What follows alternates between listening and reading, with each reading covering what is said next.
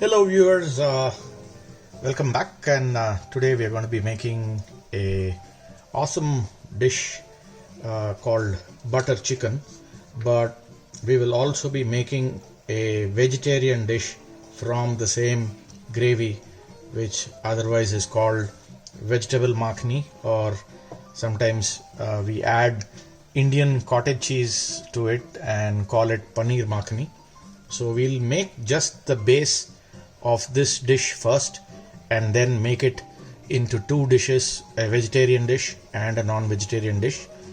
That way when you're cooking for a party, you don't have to do this two different dishes. You could make one base and make two dishes out of it. One of the important ingredients for this is going to be butter. So we're going to start by putting about 100 grams of butter into a wok.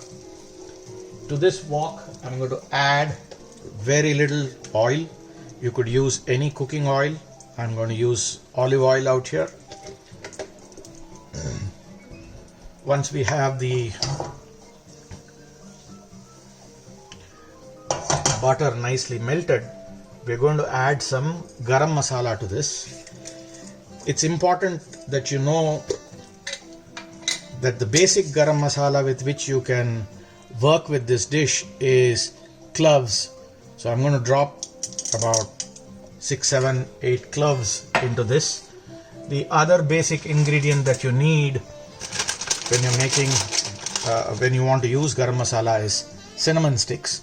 So I'm going to use a few pieces of the cinnamon stick. And on top of this, one essential extra ingredient is going to be cardamom. So we're going to drop about 6 cardamoms into this. Now with this, you're more or less done with respect to the garam masala. However, if you have black cardamom, go ahead and add the black cardamom. If you have star anise, you can go ahead and add star anise. It's a broken piece of the star anise, so I didn't add that many. I would have added just one star anise in this. I'm also going to add some maize flour, otherwise it's called javantri. I'm going to take one maize flour, but I don't need that much. I'm going to drop half a maize flour into this. So we've got the basic garam masala in this. You could also add, if you had bay leaves, you could add a few bay leaves into this. We will do that. A few small pieces of bay leaves. With that, the basic garam masala has been added to the butter and the oil. We'll just give it a minute. In the meanwhile, I'm going to cut some onions and some tomatoes. I prefer for this dish that we don't use too much onions. It's a very one of the few dishes which is slightly sweet in its taste. I'm also adding some Kashmiri whole red mirch. One way to know, and this is also called in the south, it's a Karnataka chili called badage chili. You can easily know that it is badage because it is shriveled like this. I'm going to add that. There's nothing like adding whole garam masala when you cook. It gives out its flavor because they're all held within, versus a garam masala powder. If you do make garam masala powder, always keep it airtight so that it doesn't lose its aroma. So this is the starting point for us. I will cut some onions and come back. I've cranked up the flame on this. I'm adding about 150 grams of onions to this. I'm going to take about 50 grams of ginger and 4 pods of garlic.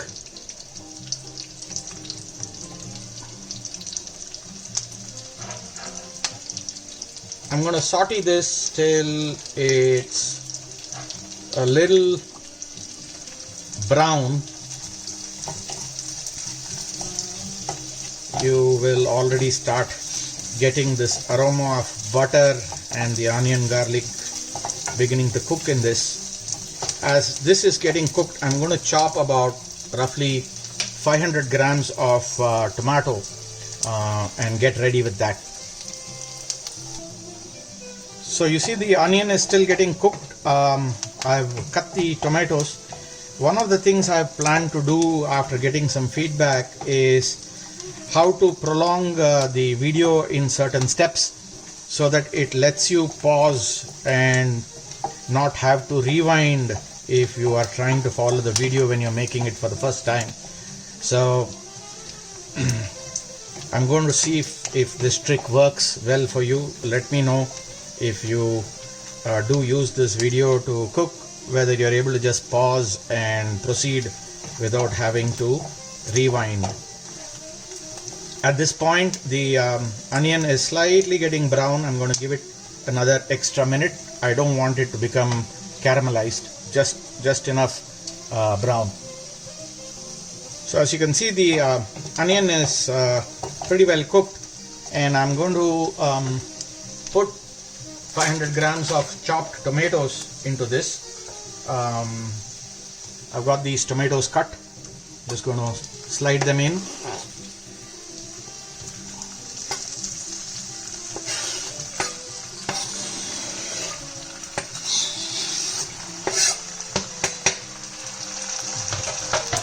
Just going to give it a gentle mix. Now these tomatoes are going to cook till they become smushy and they are very well cooked. So we'll allow it to cook for a minute, then maybe add a little bit of water, cover and cook it for a good 20 minutes. We don't need to do anything to this right now.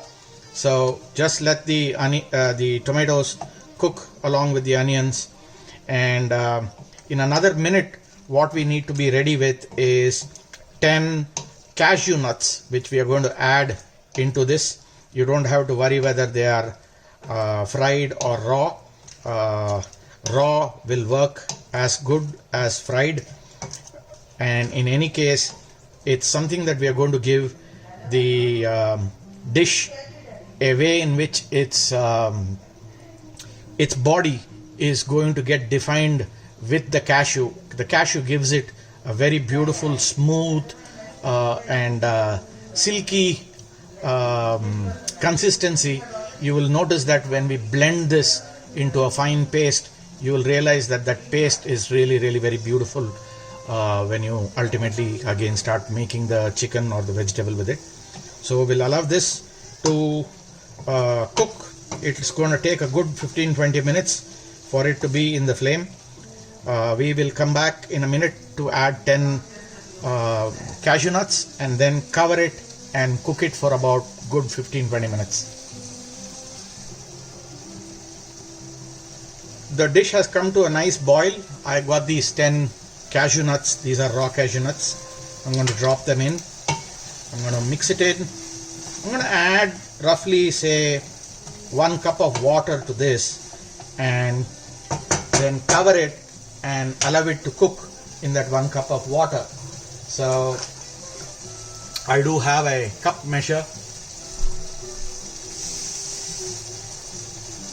I'm going to add a cup of water, and again, if it has reached boiling point, you don't need the flame to be at high. You just need to reach the boiling point, and then you can always cook at a little higher than simmer, lower than medium flame for it to just maintain the boiling point and continue cooking. So right now the flame is high. I'm just waiting for it to totally reach a boiling point, and then I'm just going to cook it in a little bit of heat, which is a little higher than simmer but lower than medium. So this is boiling. We're going to cover it. I've got the wrong cover. Give me 1 second, I'll get the right cover. and begin the cooking process. Here we go. I have the right cover now. Just going to cook this, and I'm going to reduce the flame and allow it to cook inside for a good 15 minutes now. So the tomatoes and the onions, etc., have been boiling in this closed cooked container. I'm going to lift the lid. Always remember, when you are dealing with something that is steaming inside and you want to get the lid up, don't lift it up straight. The steam is going to hit you. Always lift it up this way, away from you. Open the rear side first so that the steam releases itself. Okay, always open it this way. You see, my hands here are still safe. I can hold it like this and then move it away. So the tomatoes are cooked. They are nice and mushy. At this stage, we are going to turn off the flame, and I'm going to add about 20 of these raisins into this and just mix it up. This doesn't require cooking. It will nicely soak itself up in this base. We will wait for it to cool and put it through a blender and blend it very well. Okay, so this has cooled down very well. I want you to see something here.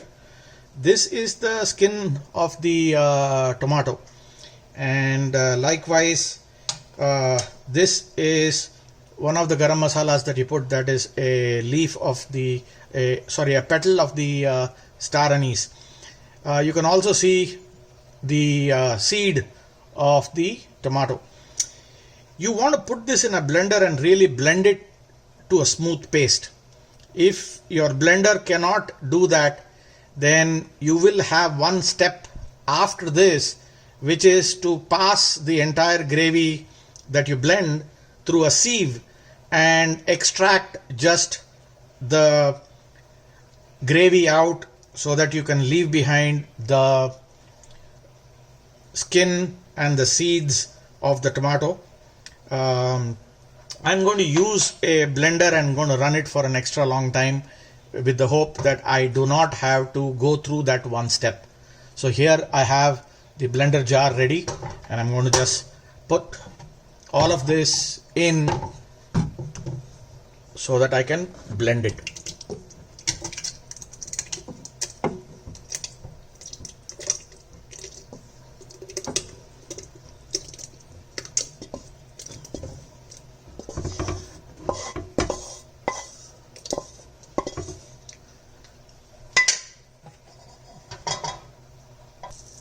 I'm done with the blending, so I've taken the same wok, added 100 grams of butter to it.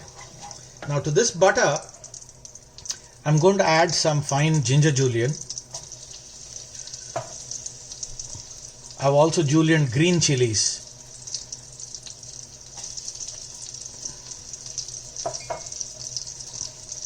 I'm going to give it slight stir in this butter. I'm going to add a good tablespoon of Kashmiri red chili. In fact, because of the quantum of gravy, I'm going to put 2 tablespoons of Kashmiri red chili. I'm going to mix this around in the oil. The oil is going to get this beautiful color as well. I have lowered the flame so that I don't burn this Kashmiri mirch.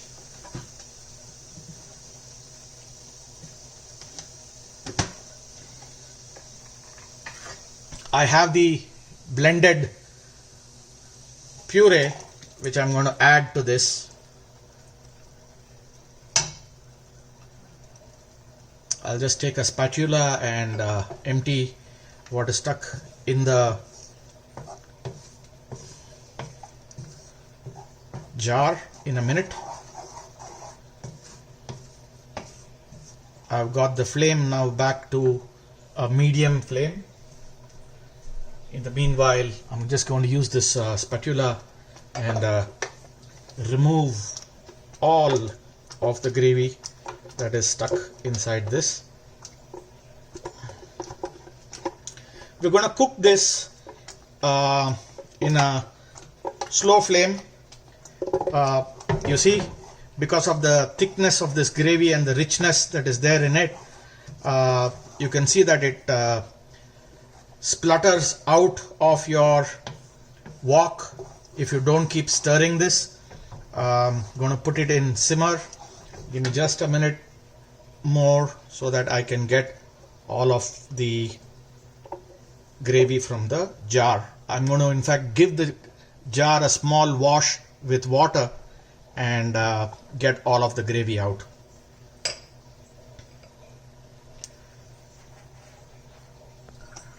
So I did put a quarter cup of water into this to get all of this yummy gravy out. I have a clean jar, nothing in it, just a very, very small residue. I'm going to cook this now for a good 20 minutes. I'm going to just let this cook in simmer for a good 20 minutes. So we'll come back to this in 20 minutes. Now this is the time we are going to add some salt to this dish. Remember, it has everything else but the salt. So I'm going to add some salt and we'll allow this dish to cook in very, very slow flame for a good 20 minutes. So this is done cooking in simmer for 20 minutes. You can see how thick and rich this gravy is in the way it bubbles up here. This is the consistency we want also. I can pour it slowly and show you if you can see it. Beautiful consistency. This is ready now. What we need to do at this point of time is garnish this. For garnish, we're going to take these dried fenugreek leaves. It's otherwise called kasuri methi. We're going to sprinkle just a quarter of a spoon, just a little bit. It has an awesome flavor, beautiful aroma. We're going to add a quarter cup of cream. There we go.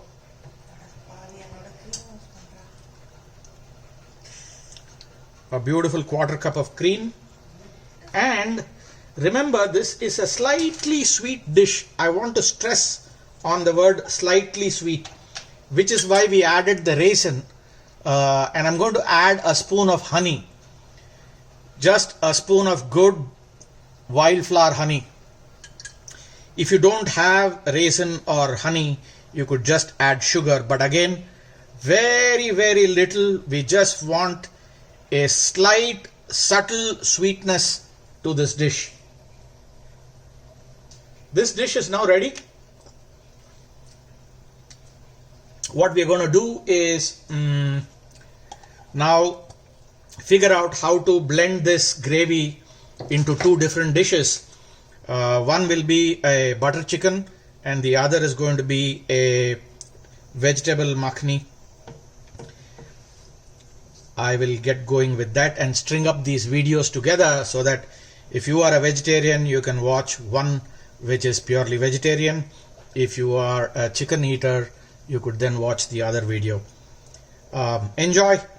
This dish is now perfect and is beautifully cooked. I really am loving the consistency of this dish as well. Thank you for watching. Chicken tikka, that's the marination that we're going to do. For this marination, take a deep enough bowl. I have about a kilo of chicken, that's about a little more than 2 pounds. I'm going to take some good yogurt. This is roughly 3/4 of a cup. To this yogurt, I'm going to add some lemon juice, which I have with me. That's about 2 tablespoons of lemon juice. I'm going to add some salt to this. Remember, there's about a kilo of chicken, so salt it liberally enough for the chicken. I'm going to add some powder of cardamom. It's just like less than quarter spoon of powder of cardamom. It really has a beautiful aroma. About half a spoon of garam masala. And to this, I'm going to add some Kashmiri chili powder or Kashmiri mirch, about 1 tablespoon. I have with me ground ginger garlic paste with 1 green chili. That's roughly, say, about 50 grams of ginger and 25 grams of garlic with 1 green chili. The reason I put a green chili in is that the Kashmiri mirch will not give too much of the chili spiciness to this dish. I thought I'll just give it just a tad bit of the chili spiciness. What we're going to do is whisk this up very well and drop the chicken pieces into this so that we can marinate the chicken for a good half an hour. So we have the chicken now ready to go into this. The moment we have whisked this up very well and mixed everything up. That's all there is. Toss it inside this beautiful marination that I have. Loading the chicken on its length.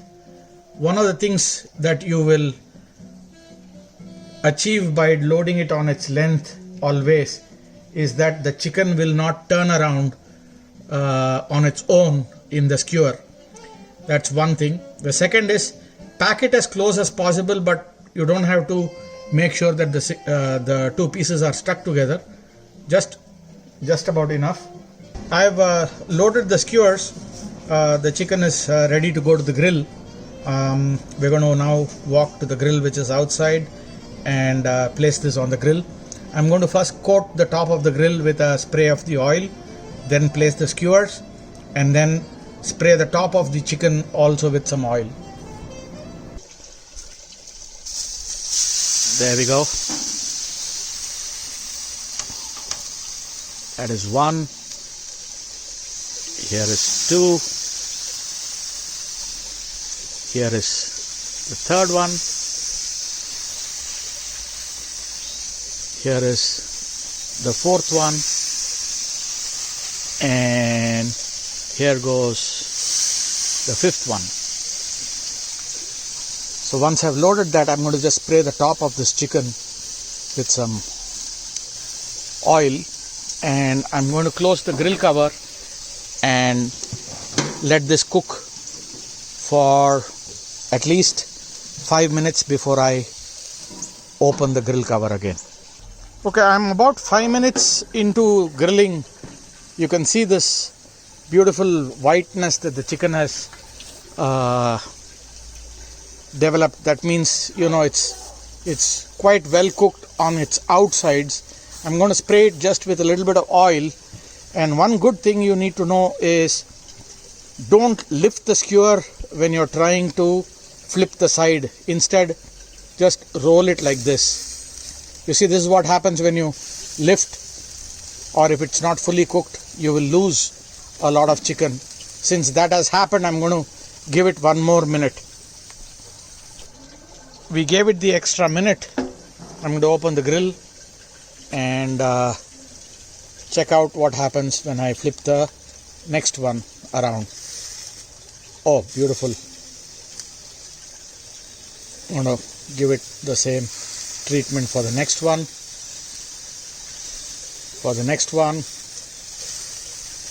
And this isn't turning, so there we go. Okay, so 5 minutes on the other side is also done, and you can see this beautiful chicken tikka. Okay, I've let it cool down a tad bit. I'm just taking a tissue like this and going to hold on to the piece one by one, and I'm going to let it off the skewer. I wouldn't want to do this because it will break the chicken. If you start from the back and try to push it, one of them which is just stuck a little hard is not going to allow this to happen. So I'm going to remove all of the chicken and then use this to make butter chicken. I've removed all of the chicken from the skewer. I've taken a pan. I'm going to add some butter. That's roughly about 25 to 30 grams of butter, allowing it to melt. We are now going to make butter chicken, and what we want to do is make sure that we stay within the butter flavor. So remember, the tikka that we made does not have much of the butter flavor. So what we're going to do is melt some butter and put this chicken tikka into it, and then add the butter chicken, the tomato gravy. That would give us the butter chicken. So we'll just let this butter nicely melt first. There we go. The butter is beautifully melted.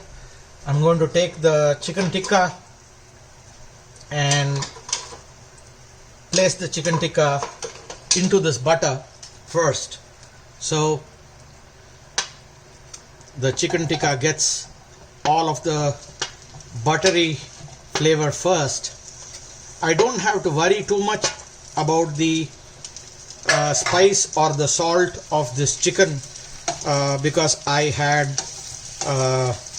put the right amount of salt, and I really don't have to worry about its spice level, because ultimately the tomato gravy that we made is going to envelop this chicken.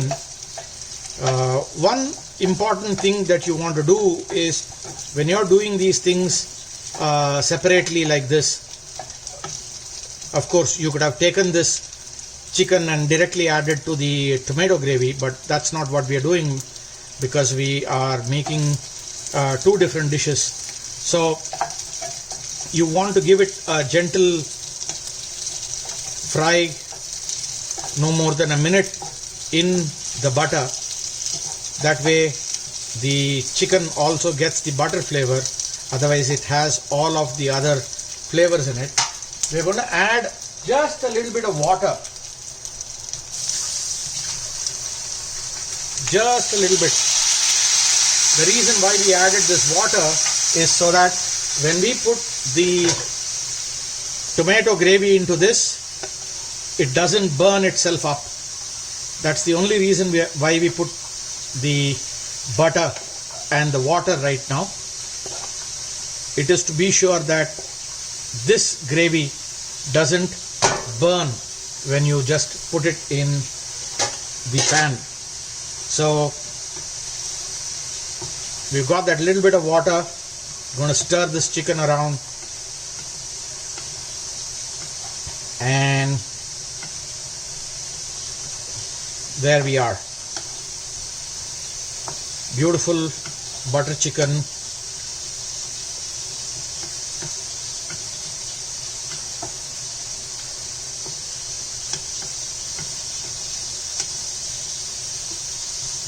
You could plate this in a serving plate. When you do that, just add this beautiful green chili to its top so that it gets this beautiful contrast of the green and the orange of the dish. It is going to taste awesome. It's going to look awesome. After all, first the food needs to meet the eye to make the mouth water. Then comes its flavor. There we go. An awesome butter chicken.